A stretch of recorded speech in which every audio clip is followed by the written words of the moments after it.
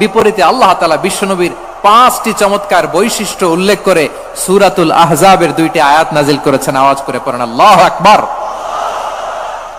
5টি চমৎকার বৈশিষ্ট্য সূরাতুল আহজাবের ভেতরে রব্বুল আলামিন উল্লেখ করে আমাদেরকে জানিয়ে দিচ্ছেন, ইয়া আইয়ুহান নাবিয়্যু ইন্না আরসালনাকা শাহিদান ওয়া মুবাশশিরান ওয়া নাযীরা ওয়া দাঈয়ান ইলাল্লাহি বিইذনিহি ওয়া সিরাজাম মুনীরা। পড়েন আল্লাহু আকবার। রব্বুল আলামিন ডেকে বলেন, ও নবী, নিশ্চয় আমি আপনাকে সাক্ষ্যদাতা রূপে প্রেরণ করেছি, সুসংবাদদাতা রূপে প্রেরণ করেছি, সতর্ককারী রূপে প্রেরণ করেছি, আল্লাহর দিকে আহ্বানকারী রূপে প্রেরণ করেছি, আর আলোদানকারী চেরাগ রূপে, প্রদীপ রূপে প্রেরণ করেছি। পড়েন সুবহানাল্লাহ।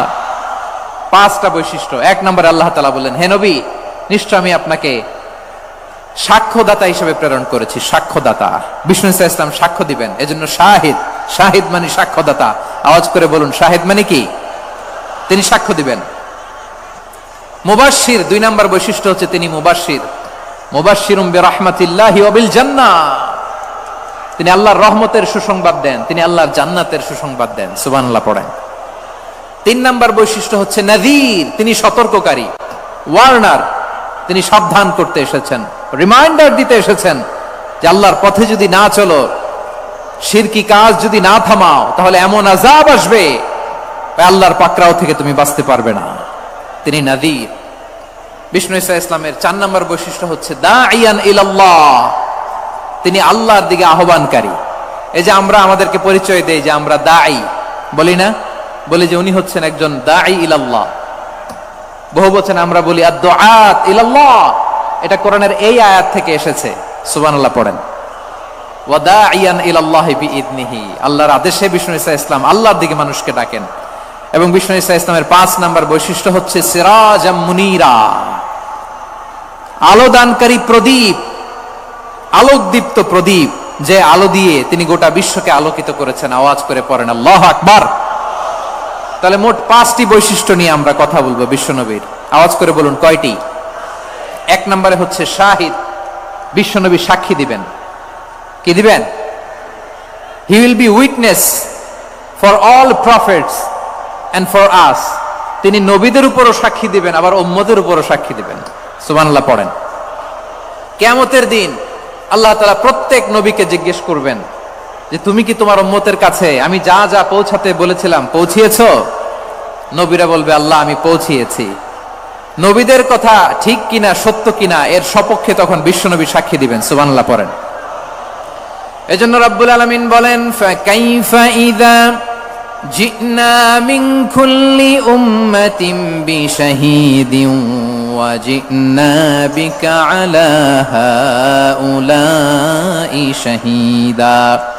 তখন কেমন হবে যখন প্রতিটি উম্মত থেকে আমি একজনকে সাক্ষ্য হিসেবে বের করে আনবো, আর তাদের উপরে নবী আমি আপনাকে সাক্ষ্য বানাবো। পড়েন সুবহানাল্লাহ। তাহলে সব উম্মতের ব্যাপারে সেই উম্মতের নবীরা সাক্ষ্য দিবে, আর ওই নবীদের উপরে আমাদের নবী বিশ্বনবী সাক্ষ্য দিবেন। সুবহানাল্লাহ পড়েন। এজন্য বিশ্বনবী হচ্ছেন শাহিদ। শাহিদের আরেকটা ব্যাখ্যা হচ্ছে বিশ্বনবী সাল্লাল্লাহু আলাইহি ওয়াসাল্লাম আমাদের সাক্ষীর উপরে তিনি সাক্ষী দিবেন। তিনি নবীদেরও সাক্ষী, আবার আমাদের উপর, উম্মতের উপরও সাক্ষী। সুবহানাল্লাহ পড়েন। রব্বুল আলামিন বলেন, وَكَذَلِكَ جَعَلْنَاكُمْ أُمَّةً وَسَطًا لِتَكُونُوا شُهَدَاءَ عَلَى النَّاسِ وَيَكُونَ الرَّسُولُ عَلَيْكُمْ شَهِيدًا। আর অনুরূপভাবে আমি তোমাদেরকে মধ্যমপন্থী উম্মত হিসেবে তৈরি করেছি, প্রেরণ করেছি। ব্যালেন্সড উম্মাহ, মধ্যমপন্থী উম্মাহ হিসেবে প্রেরণ করেছি, যাতে করে তোমরা সবার উপরে সাক্ষ্য দিতে পারো, আর যাতে তোমাদের নবী হতে পারে তোমাদের উপরে সাক্ষ্যদাতা। পড়েন সুবহানাল্লাহ। আমরা হচ্ছি ব্যালেন্সড উম্মাহ, আমরা সবার ব্যাপারে সাক্ষ্য দিব, আর আমাদের উপর সাক্ষ্য দিবে স্বয়ং বিশ্বনবী। সুবহানাল্লাহ পড়েন। তাহলে আমাদের নবী নবীদের উপরও সাক্ষী, আমাদের উপরও সাক্ষী।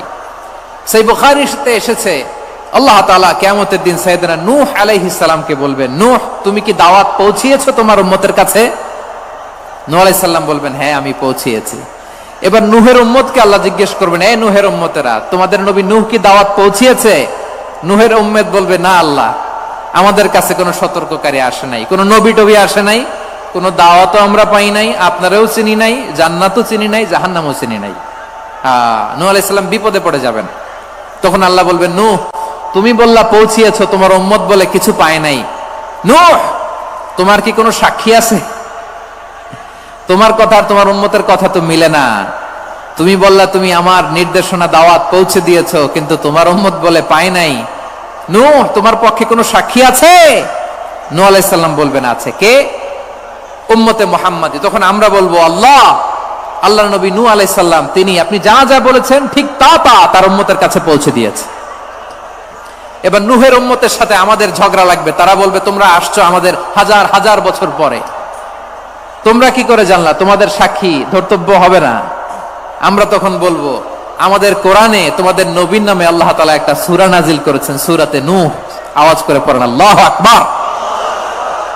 আমরা বলবো, আমাদের কোরআনে তোমাদের নবীর কথা আল্লাহ আমাদেরকে জানিয়েছেন, দিন রাত এক করে তোমাদের কাছে তিনি দাওয়াত পৌঁছেছেন। তোমরা কানের মধ্যে হাত দিয়ে রাখতা, চেহারাটা কাপড় দিয়ে ঢেকে রাখতা, আল্লাহর নবী নূহকে পিটিয়ে ছালা দিয়ে পেঁচিয়ে তোমরা পাহাড়ে তুলে রেখে আসতা, সব আমরা জানি।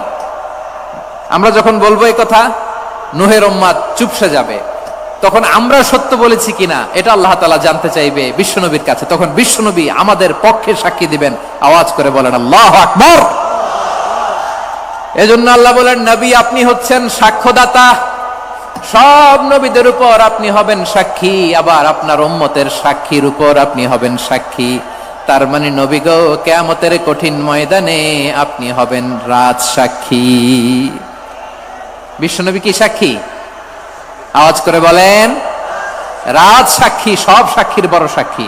এজন্য বিশ্বনবীকে আল্লাহ তাআলা প্রথম যে বৈশিষ্ট্যটা দিয়েছেন সেটা হচ্ছেন শাহিদ। তিনি সাক্ষ্যদাতা, witness for all messenger of God and for all of us. সুবহানাল্লাহ পড়েন। তাহলে এক নাম্বার বৈশিষ্ট্য বুঝতে পেরেছেন? বুঝতে পেরেছেন সবাই? মাশাআল্লাহ। এদিকে কি ভাই, এই যে জেনজি অফ সিলেট, কি তোমরা বসো না, দাঁড়াও না, যাও না, আসো না, চলে যাবা? এই লক্ষ মানুষ ঠেলে তোমরা যাইতে পারবা? হ্যাঁ,